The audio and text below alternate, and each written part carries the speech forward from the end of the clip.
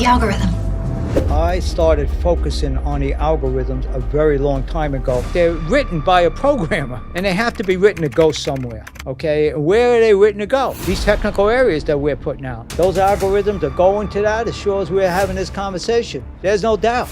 They want to shake out the longs, and they want to get people short. And what do the smart people do that are on the bottom of these algorithms that are scooping this stuff up? They're feeding into these people. That's what algorithms do. So I'm able to take advantage of what they're giving me and keep printing the money, man. That's what we do. And we do it every day, hundreds of times. Did I spend too much time on that intro?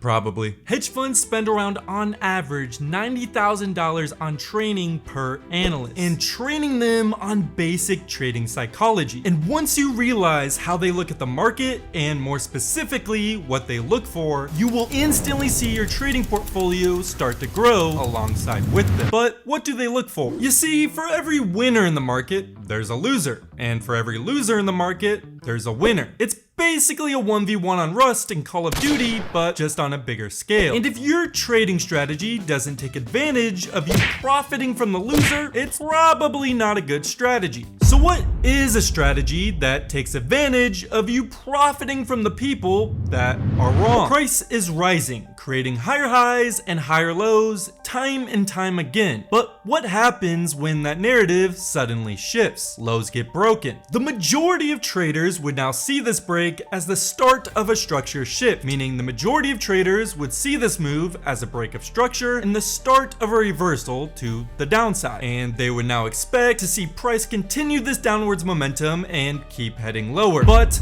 they're wrong. But how can you identify this happening before it even happens? In order to understand this technique, we first need to understand consolidating markets. Consolidation, explained simply, is just sideways price movement, where price just stays in a range, moving sideways without really any volatile moves. Now, the majority of people would tell you not to trade in consolidating markets. Hell, I even made a video on how to avoid consolidating markets. But the more I've learned as a trader, the more I've realized consolidating markets present the most opportunity. The reasoning behind that is liquidity. To understand liquidity, you can just think of it as areas with large open orders in the market. It's basically just an area where there are a lot of stop losses and buy orders, or in other words, lots of money. Whenever you have consolidating sideways price action, it makes the liquidity points very, very obvious. There will naturally be a lot of stop losses right here for people entering long trades, and there will naturally be a lot of stop losses right here for people entering short trades. That's just a given. Now, one of the greatest lessons I've learned as a trader is in order to be successful at trading, you need to be entering where most people are exiting. That is because of this simple little trick. If price breaks these equal highs, that means a lot of people will now see this as the start of an uptrend and will enter a long trade here. So they will most likely enter in a position like this, placing their take profit and putting their stop loss either here or here. If price does a fake out, it'll hit all these trader stop losses that just entered for a long opportunity. And when it hits these trader stop losses, it'll give price fuel to keep heading lower. So in essence, stop losses make the market move. So when trading, you basically want to try to trap buyers or sellers and use their stop losses as fuel to drive price in the direction you are trading. The market's algorithm will naturally be drawn to highs and lows of this range because it's targeting liquidity,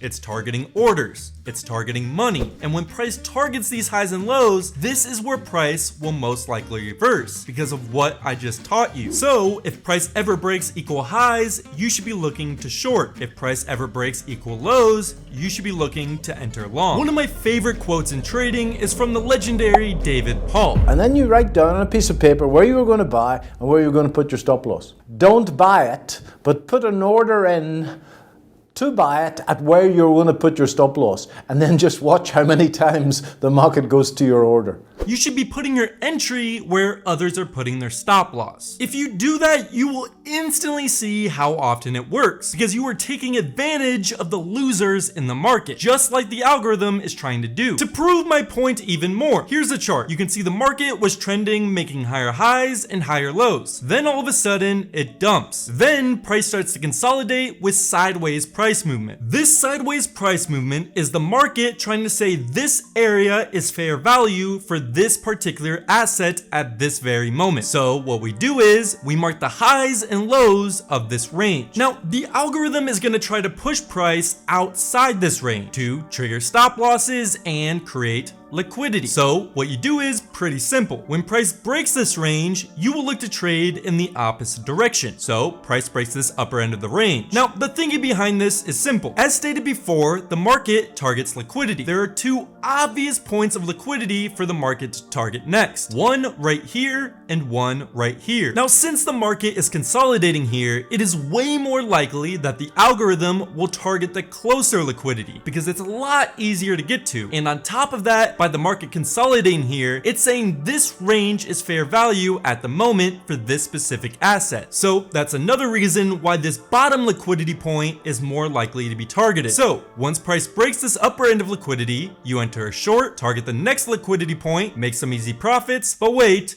we're not done. Price broke this lower liquidity point, so now we can target the upper liquidity point. We enter a long, set or take profit at the upper liquidity, easy profits. But wait, we're still not done. Price broke this upper liquidity point. We enter a short, targeting the lower liquidity, easy profits. But wait, we're still not done. Price broke this lower liquidity. We target the higher liquidity. Price hits it, easy profits. But wait, we're still not done. Price broke this upper liquidity. We target the lower liquidity, easy profits. That's the power of this strategy. The market will always target liquidity, and with consolidating price movement, it makes it very obvious on where that liquidity is. Now, sure, just because price breaks outside of a range, that doesn't necessarily mean it will always reverse and target liquidity in the opposite direction. Sometimes it breaks and just keeps heading in the same original direction. So I'm not saying by any means liquidity should be your one and only signal to enter a trade. But what I am saying though is that your strategy should incorporate liquidity somehow. Because like I said before, you need to take advantage of the losers in the market to make money in the market. So to do that, incorporate liquidity. You can pair it with supply and demand, order flow, fair value gaps, indicators, whatever. But the algorithm is literally programmed to make the market move. And the best way to do that is to target liquidity and stop losses. So next time you look at your chart, think of the obvious place of where you'd place your stop loss if you entered into the trade right now. And instead of placing your stop loss there, place your entry there instead. And just look how often it works out in your favor.